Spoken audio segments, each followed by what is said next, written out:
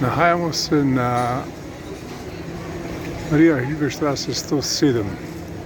Tale hiša naravnost ali pa tale vila naravnost v tej Okerbarvi je last Republike Slovenije, natančneje v uporabi in za potrebe Banke Slovenije. To smo dobili iz sukcesije s razpadlo Jugoslavijo in tukaj, kot vidite, je vidno, da imamo 4 nadstropja in 2 v nadstropni trgovini. Ena je prazna, 2 pa sta zasedeni. No, zadaj tudi nekaj vrta, ki smo ga tudi videli. Mimogrede, objekt se nahaja v bližini podzemne železnice Utrip-Ziegler-Gasse in da bi vam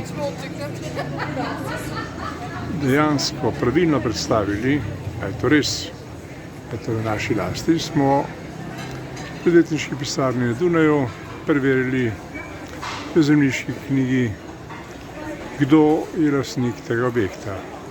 In ne boste verjeli, lastnik tega objekta, upisan 1/1 je, imamo za to uradni dokument, ki ga bomo tudi objavili, Republika Slovenija oziroma Banka Slovenije, ki je upisana tukaj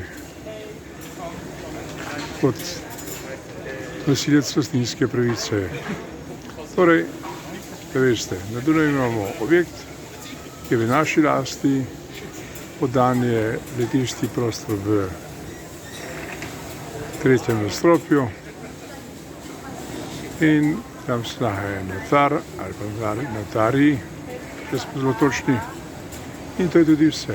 Ostali objekti oziroma prostori so praktično prazni. Zgornji vrh pa je namenjen praviloma za uporabo Banke Slovenije oziroma delavcev, ki pridejo na Dunaj. Upam, da službeno in ne privatno.